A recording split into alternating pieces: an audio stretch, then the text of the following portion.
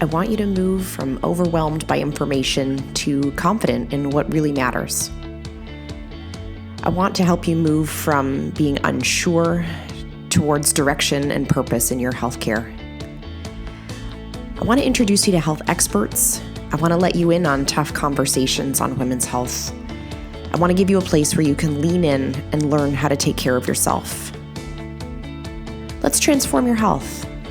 Let's get clear on your goals. This is Women's Health Unplugged. I'm your host, Dr. Jordan Robertson, naturopathic doctor. I need you to get obsessed. Sometimes we talk about things in such extremes that we land ourselves kind of in this middle ground that actually isn't really helping us or really isn't getting us anywhere. I want to talk about your goals for 2024. I want to talk about how we actually need you to become obsessed with your goals. And we need that word obsession. We need to take it back in a more positive light than I think what we've experienced over the last couple of years. So my personal sort of experience with this and watching this over the last couple of years, I honestly think things really changed when we hit the pandemic. All the goals we had, all the aspirations we had, all of the routines that we had came to a grinding halt. And in order to have self-preservation, in order to help our mood and our mindset at that time, we had to grow an abundance of self-compassion. We had to stop being interested in our own goals. Honestly, like there was a period of time in there where the literal infrastructure that you needed to achieve anything had vanished. And so as a self-preservation mechanism, we had to put our goals down. We had to create this like incredible self-compassion so that we didn't make ourselves crazy with this obsession of progress, but then the literal lack of ability to actually achieve it, right? It was absolutely necessary. And even when working with patients, I had to bring myself to what was possible in that moment, which often was not a lot, right? Like it was sometimes even the foods that we wanted weren't available, or it wasn't really that easy to go to the grocery store and grab something. And so we were always coming down to this sort of like highly compassionate, but very non-progressive space with people's health. We put up a lot of, or gave ourselves a lot of slack. That's what I'm trying to say. We gave ourselves a lot of slack for not achieving things and not pursuing things because we couldn't, right? Again, self-preservation. It was the right thing to do at the time. And quite often when meeting with patients in 2020, 2021, even 2022, we would be like, do what you can. And our resiliency at that time was so low, a lot of what we could do was nothing. Or a lot of what we could do was fractional or inconsistent at best. And at the same time, I watched this conversation online where having health goals and being, I'm going to say in air quotes, obsessed with your health goals started to be framed in a negative light. If you're interested in your fruit and vegetable intake, you're obsessed with your food and you're doing harm to your own mental health.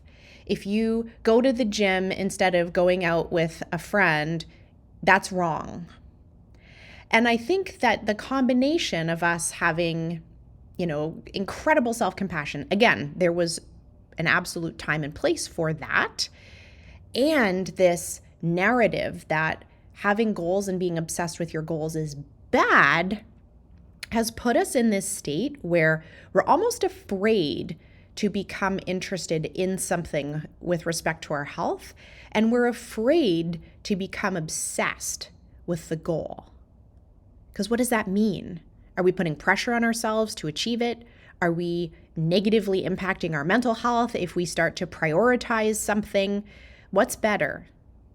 right? And the question I want us to kind of sit with today, and it's kind of an uncomfortable one actually, is what's better?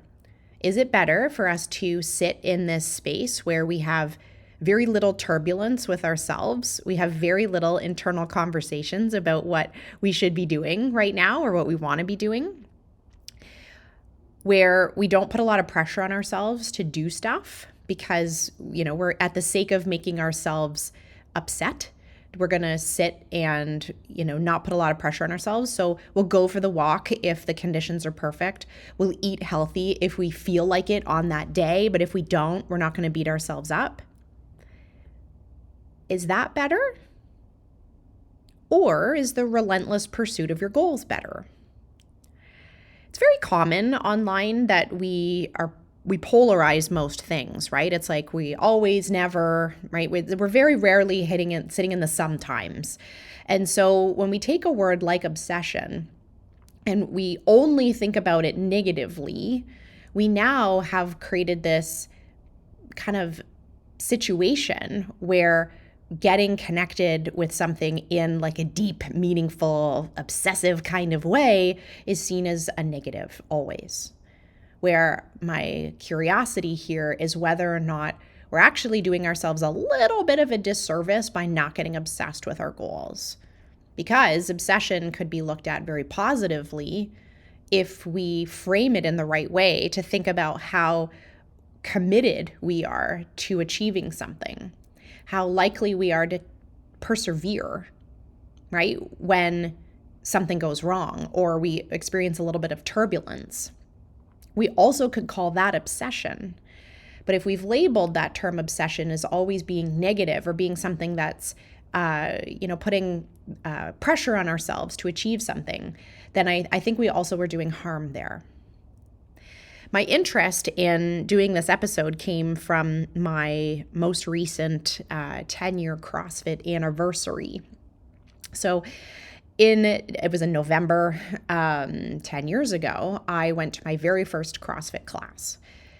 And it was incredibly uncomfortable. Like, I thought that I was an athlete. I had just retired from competitive curling. I thought I was an athlete, and then I went to CrossFit, right?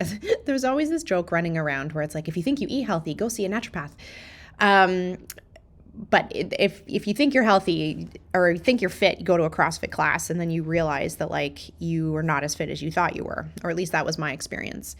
And I like distinctly remember yelling down the stairs because our family room in our home at that time was upstairs, yelling down the stairs to my husband like, "Hey, Sean, can you bring me my wallet? I got to sign up for this thing, but I don't think I can do the stairs," because I had done this one class and my legs were just like destroyed, moving in a different way. And I signed up for my first CrossFit class. And at that time, I had a kid that was 2. I had a kid that was 4. I had a brand new business. I had no time and no money. And I signed up anyways. And when I signed up at that time, they were really strict about what the timing had to look like. Like, I had to go 3 times a week for the first 3 weeks, I think. And it was expensive compared to my, general, global gym kind of experience. It was $20 a month, I think, my previous gym membership. And I was upgrading to this pretty expensive CrossFit thing. So I had no time, no money. And yet, for some reason, I decided at that time that I wanted to commit to it and get obsessed, but like in a good way, right? Doing that class that showed me that squatting up and down 30 times was not possible for my body was a real wake-up call that I needed to get obsessed with fixing my fitness and focusing on my fitness. So I joined, and I did become obsessed with it. And when I mean obsessed, or when I'm thinking about that obsession, I think about all the turbulence I've faced in the last 10 years that maybe would have derailed my relentless commitment to CrossFit, weightlifting, powerlifting. And that my relationship with that sport and with all aspects of that sport have changed a lot. Like, I don't actually CrossFit now, I weightlift now. But that obsession has meant that in 10 years, the longest stretch I've gone without going to any gym is maybe about 6 days in 10 years. Maybe. Usually if I'm traveling, I have some kind of programming, I have some kind of workout. And then there was a long window in there where I didn't travel because that wasn't really my thing. If I had some equipment at the cottage, I put equipment in at the cottage when I had an opportunity to. And so really maybe the longest I've gone without doing some kind of weightlifting is about 6 days in 10 years. It also means that I've spent about 66% of days, so 2 out of every 5 days minimum, which I guess that's not 66%. You know what I mean? I've spent a lot of time at the gym. It's more than half the days, actually. When we look at it tracked over time, my lowest frequency of training has been 3 days per week, which I was really uncomfortable with. My highest frequency of training was 5 days a week, which was probably a mistake at that time. But when we look numbers wise over the last 10 years, I've spent 60-ish% of my days weightlifting on any of those given days. I've invested in equipment, in shoes, in personal training, in so many things. I've missed events. I've been late for events. I've not gone to some of my kids' stuff because it interfered with my gym going. Some would call that negative, right? That experience. Some would call that an unhealthy obsession. And yet that very commitment and that, air quotes, obsession, which I'm going to say in a good way, actually has meant that it is now my lifestyle, where all my friends are, and where there's no other place I'd rather be. My family now knows how important it is to me. They make lots of concessions and help support me and are able to achieve my goals of going, even if I'm not being competitive. Just the going is really important. But my perseverance through those 10 years didn't come because I cut myself slack. I've totally had days where I drove to the gym, put my shoes on, burst into tears, put my other shoes back on, and drove home. I've totally had days where I went and I couldn't do what was planned because I was injured. Or my mood was not really in the mood and I did what I could and then went home. Or I went and I did half and then I went home. Or I went and I had to throw everything in the garbage and do a little bit of something and then I went home. But very, very rarely have I not gone. And when I think about the way that we frame that term obsession and how we make that sound so negative, when I look at my achievements over those 10 years in my strength, in literally when I started, I couldn't hold a bar over my head and overhead squat it. I didn't have the mobility or the strength, and a bar is about 35 pounds. I couldn't do it. The gains that I've made over those 10 years wouldn't have happened without that commitment. And I think when we look ahead at the goals that we have, whether it's strength, whether it's longevity, whether it's body composition, whether it's mood, you kinda have to get obsessed with the process in order for you to actually shift the needle anywhere. If all of those times that I didn't really feel like going to the gym, I wouldn't have got where I got. I actually probably still wouldn't be going. Because I think you know how that goes, right? You miss one, you miss two, and suddenly you don't remember why you went at all. And then suddenly your gym membership feels expensive because you're not really using it. I think you can probably see other aspects of your life where you've started to that sort of slippery slope of not doing something any longer. And then suddenly we're back to our same behaviors that we basically grew up with because we're so hard to change, or it's so hard to change. And so without some level of obsession, how do we stay connected enough that we see change, that we see the results we're so desperate to see? How is it possible if we don't set out at the beginning with some level of obsession? Because I will say that, regardless of what your goals are, there are about 100 competing people and interests that would way rather have your time and your money and your emotion than you putting it towards whatever it is that you've decided is important to you. There are hundreds and hundreds and hundreds of people and things that would have rather had my attention while I was at the gym. How do we continue to put our goals at the forefront unless we become obsessed? And funnily, like when we think about business, when we see people that are, high achieving or that have done like these amazing things, whether it's humanitarian efforts or business related adventures, their biography often talks about their level of obsession. And we weirdly congratulate that, right? We're like, oh my God, that's amazing. They relentlessly pursued change and good and innovation.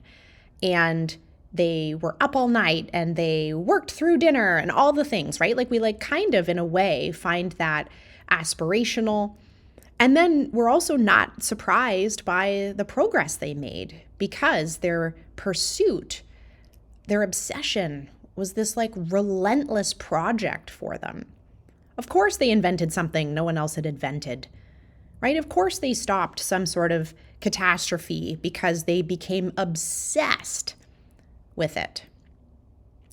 But when we talk about health, we now talk about obsession with health as being something a little negative.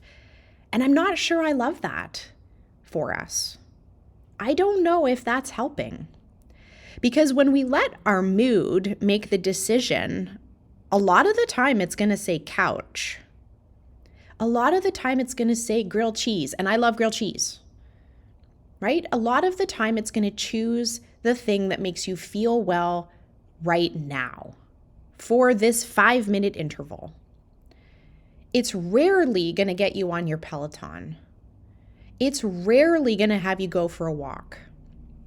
It's rarely going to have you go to the gym.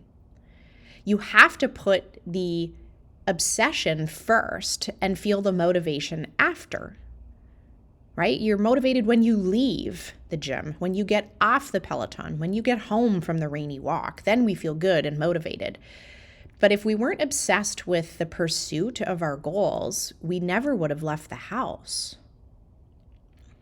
So how do we think about this more positively, right? Because I think now you probably are, I hope you're seeing what I'm seeing is that the pursuit of health has kind of had a shadow cast on it, that's an obsession. An obsession is bad for our mental health to pursue a health goal, right? Everything is getting flagged. And I am like, if you've been following along, I'm incredibly strong advocate of awareness around things like disordered eating, like where things turn into a pathology. I'm a huge advocate for us having more sensitivity around that conversation, us identifying that where that conversation needs to be had more often. Massive advocate of that. But not all of you are at risk for having disordered eating if you choose to eat a little better. Not all of you are at risk of quitting your job so that you could bodybuild at a level of obsession. Not all of you are going to take steroids if you start doing bicep curls.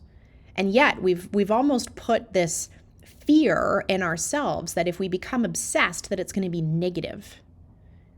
It'll be negative for our mental health if we relentlessly pursue a goal. If we say no to wine with our girlfriends because we are at the gym, that's bad. If we go to the gym 3 times in a week, that might be a slippery slope where eventually something terrible happens. And I don't know what that is. And so how do we strike this balance? Or can we? Can we strike a healthy balance? Or do we actually need to border on obsession to get anywhere? I think that's kind of what I'm curious about. Can we nonchalantly pursue goals and achieve them? Or do you have to relentlessly pursue your goals? And after watching us come through the pandemic with, again, 100% self-compassion and not really pursuing anything because we couldn't, except for Taylor Swift, who sort of seemed to manage to record a whole bunch of albums while we were all in lockdown. I did not even achieve the sourdough bread baking in lockdown. Like, my goals were negative goals. And now that we've come out the other side of that, we have health goals, but we don't have that same drive and we don't have that same obsession to pursue them, because I think we're afraid of what happens if we do. What happens if we got so obsessed with taking care of ourselves that I don't even know what? Like, what would happen if we got so obsessed with taking care of ourselves? My guess is that you would persevere through the discomfort of change because you were obsessed with getting to the other side. My guess is that you would reprioritize aspects of your week because you were so obsessed with getting to the other side. My guess is that you could handle the turbulence, the setbacks, the injuries, the expensive blueberries, right? The things that get in your way of you achieving your goal. You would tolerate that turbulence and come out the other side because you're obsessed with the outcome that you're trying to achieve. So I want us to take back that word obsession as you start to build your health goals. And we weren't going to do another episode before Christmas. And then I decided that this one actually needed to be done before Christmas because I think we're going to listen to it over the holidays. And I don't know about you, but my husband and I often have a lot of health conversations over the holidays. I think we're home more. We've got a little bit more time and space. We tend to rethink how we want the year to go next year. We do have a lot of health conversations over the holidays. Like, as we're eating cookies, drinking coffee in the afternoon, we're like, okay, what is this going to look like in January? And I do think that we all naturally start to think about those pieces because we generally take some breaks from some of the things that we maybe do on the regular and have some unique, very fun experiences over the holidays. And so naturally you start to think about like what real life is going to look like on the other side. So I decided that we release this before Christmas so that you have the whole holiday to start to think about what obsession are you going to be cool with in the new year, and how to build a goal where we can take back that word obsession to be much more positive than I think the narrative is online right now. So have you ever heard that term, like, what flavor of shit sandwich do you want? I guess it's shit flavored, right? But that idea that like we're not going to enjoy every moment, we're not going to enjoy every day. And when we say we want to choose a job that has no bad days, like we're not able to find that job. And I think when we start to look at pursuing habits, we kind of need to look at it in that perspective as well. What discomfort are we willing to put up with in order for us to achieve our goals? And how do we want this obsession to play out in the new year so that we can actually get where we want to go? Where in your daily 24-hour sort of pie chart of all the hours that you have, are we going to put time for you to obsessively take care of your health? Where is that going to go? What are you going to say no to in order for you to achieve that? If I think back over my CrossFit days, like I started by inserting CrossFit into my life. I didn't change anything immediately. Although I distinctly remember going to a CrossFit class after I had gone out drinking for my birthday, and I felt like hot garbage. And I remember the coach saying, "You can't do this after you go out drinking." And he was right. And that actually was the beginning of me starting to drink less, truly. And so initially, I squeezed the habit into my life and then slowly started to realize how my life needed to change to support my habit. I needed to go to bed earlier so that I could train in the morning. I needed to have some like very intentional rest and active recovery so that I felt well enough to go back the next day. I needed to eat differently to support my obsession with going to the gym, because otherwise I wouldn't feel good enough to go. I needed the equipment that actually helped me.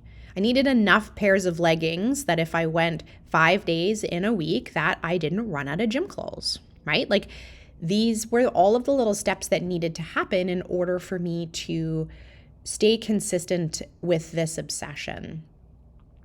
And whatever your obsession is going to be in the new year, because hopefully you're on board with choosing one, you kind of have to think the same way, right? Like, how are you going to squeeze it in to your current life initially? And then how is your life going to have to move out of the way in order for you to achieve it? Does it require you to shop somewhere different or to have food delivered to your house? Does it require you to cook or to have a hard conversation with your partner about their cooking?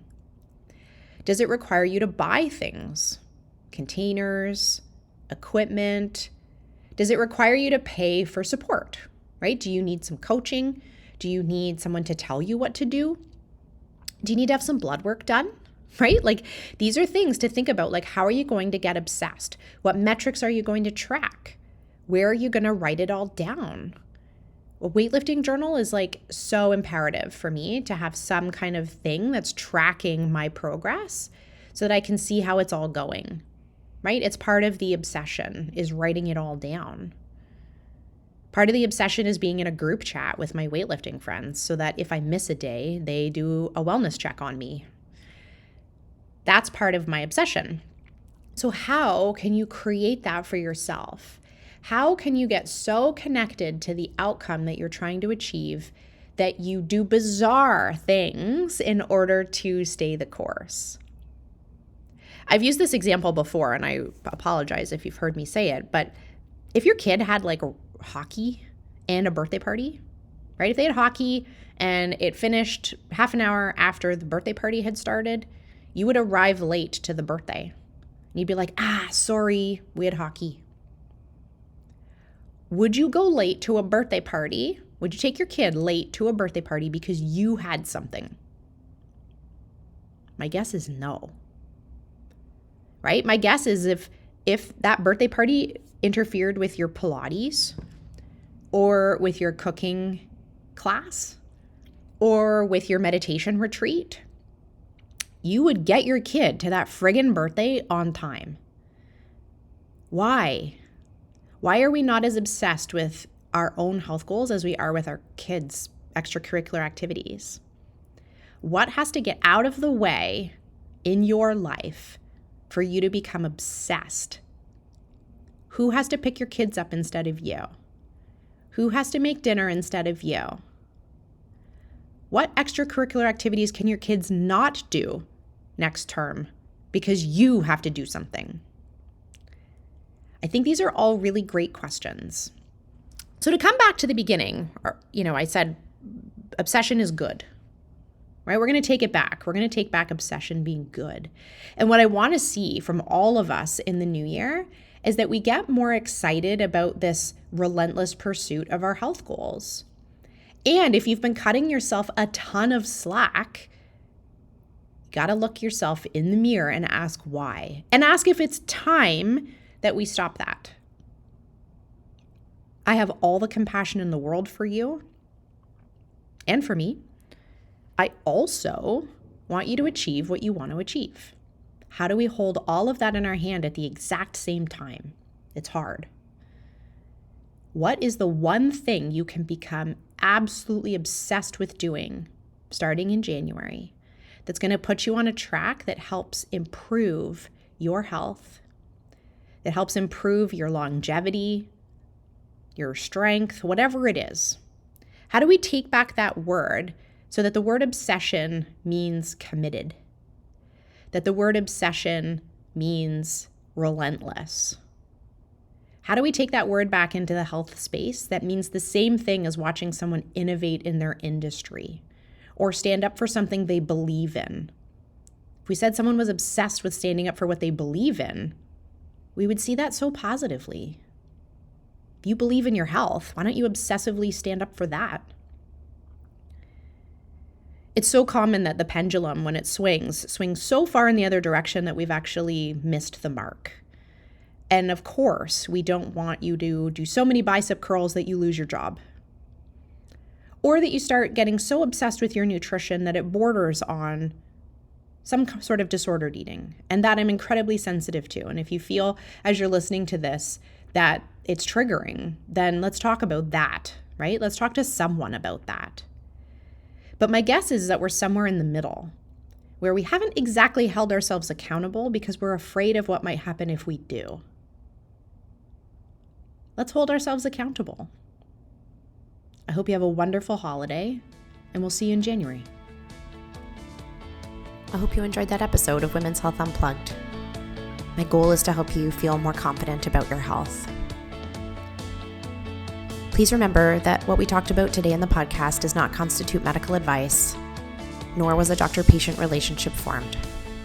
If you have questions about your healthcare or about how today's topic pertains to you, please take it up with your family doctor, your specialist, or someone on your health team.